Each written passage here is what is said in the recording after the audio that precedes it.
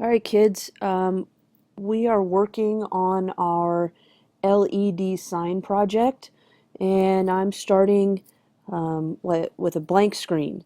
So what I've planned to do for this example is show you how to make an LED sign that would have the parish logo. You don't want to pick an image with too much detail. Signs and logos are great. Pictures can be tricky. You're going to want to search for something if you're looking for a particular image that's probably in vector format. But like I said, logos, and if you wanted to make something of your own, it can be work out really well. Anything with too much detail can be tricky.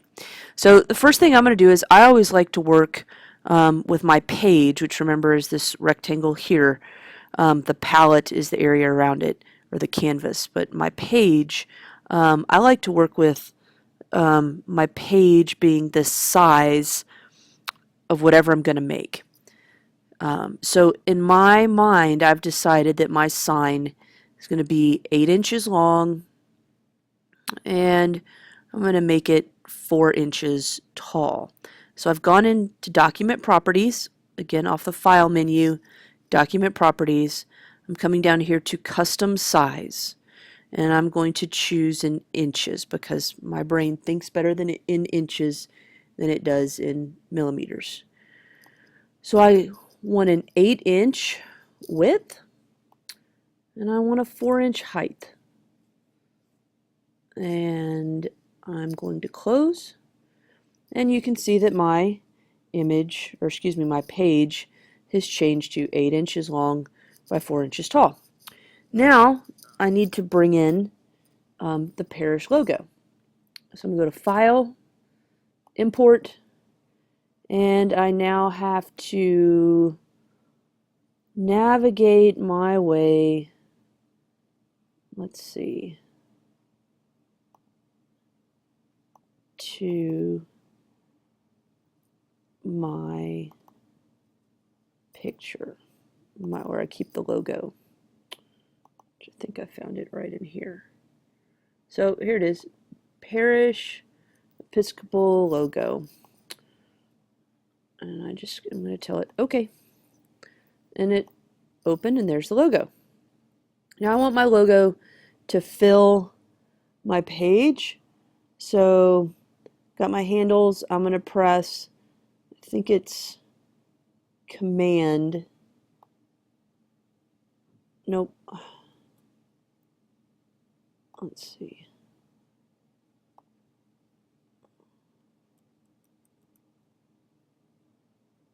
That is not what I wanted it to do. I got out of,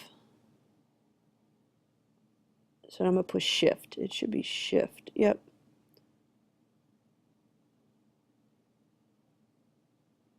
Let's see. Am I big enough? Yikes. For my sign. Yep, I fill my sign. Now, the laser is not going to do this in blue, do this in red, and do the bottom in gray. That's not how the laser works. And we're going to want to engrave it into the laser. The laser is a cutting tool, not a printing tool. So I want, so none of this color matters, and I also need to put it in a format that the laser can read. So I need to go to Path, and I'm going to trace to Bitmap. I'm going to choose Live Preview, and then I'm going to go up here to Brightness Cutoff, the threshold, and I'm going to push up. And we should start to, in our live preview, if you watch over here very carefully, you'll start to see some subtle changes. And I'm trying to move it so I can get as much detail as possible without, if I go too far, I might take it too far. Oop, see, it went black. That does us no good. So I'm going to take it back down a little bit so that this isn't all fuzzy, but that I can see the line and the dots between wisdom, honor, and service. So this is probably pretty good. I'm going to press OK, and you'll notice it's black now. This black layer, it's really still on top of our red and blue layer, is the bitmap that we need for the laser, and this JPEG file I'm actually going to delete. Now, the other thing we need to do is we need to flip it horizontally so that it appears backwards, because we want to engrave it into the acrylic in such a way that when we have it facing, when we're reading it, that we're not looking at the engraved part, but that the engraved part is in the back layer, it's behind it. So I'm going to go up here to Object, I'm going to flip it horizontally, and there it's backwards. Again, I promise it's okay. The next thing I want to do is center my image on my page so it cuts correctly. So I'm going to choose Object, Align and Distribute. And mine probably didn't pop out because I bet it's down this side over here. Fill and stroke, text, yep, Align and Distribute. So take it back up. This case, I want to center it both vertically and horizontally. So I've chosen my image. I need to press Shift. Oh, you know what? I forgot a step. We also have to create a box that the laser will read. So it will actually cut out the sign. I'm just getting ahead of myself. So I'm going to choose my rectangle tool. It's the rectangle, not the cube. The purple one's the cube, blue one's the rectangle. And I'm going to draw a rectangle. And I'm going to fill my page space, remember. And I can actually go up here and be really precise. And I'm going to tell it again, we think in inches. I want it to be 8 inches wide by 4 inches tall. I press enter, and there I have my box. Now I'm going to center my box. Let's see if I can. Yep, we got my box centered on my page. I'm going to bring my text. My box has fill, so I need to go to stroke and fill, which on mine is over here on the side, but otherwise you'd go up here to Object and you'd go fill and stroke. Stroke, my friends, if you haven't learned that yet, is the line around the perimeter of your object, and the fill is what's inside. So I probably also have my box object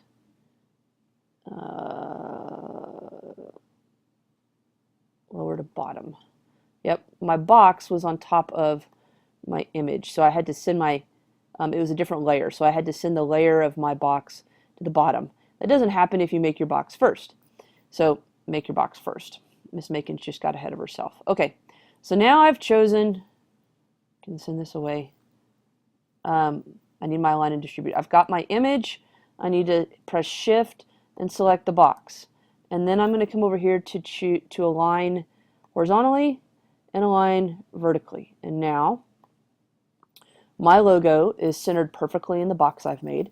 The reason I have a yellow perimeter and a black or a different color from my text is because it's 2 different steps for the laser. This is where the laser does see color, and it's helpful to us is we're going to have it do one type of cutting, as I mentioned, raster engrave the logo in to the acrylic, and then we want it to cut out, vector cut out the perimeter of the sign from the actual large sheet of acrylic. Okay, and I do that in 2 different colors so I can tell the laser 2 different things. I also want to choose a light color for my perimeter instead of a blue. Sometimes for your puzzles we had a blue. But remember just to change the stroke, the color of your stroke, if you choose your box, so I've got my box selected, if I press shift and I go down here and press on the blue, there's my box perimeter changed to blue. But blue is a dark color, meaning it's close to black, and we don't want that. So I'm going to shift it back to yellow. So again, I've got the perimeter of my box selected, and I'm pressing the shift key, and I'm going to click on the yellow, and that's how I change the color. So at this point, I need to save my file, and I would save it, Macon's LED sign, and right now it can live on I'm using my personal laptop, so it can live on the desktop of my laptop. I'm going to press save, and then I can say okay, and then I would go to my portfolio page and attach this file to the bottom, just like we've done our others, so that then we can cut it with the laser. So that is how you make your LED sign. I would recommend that you watch this a couple of times and then follow along step by step.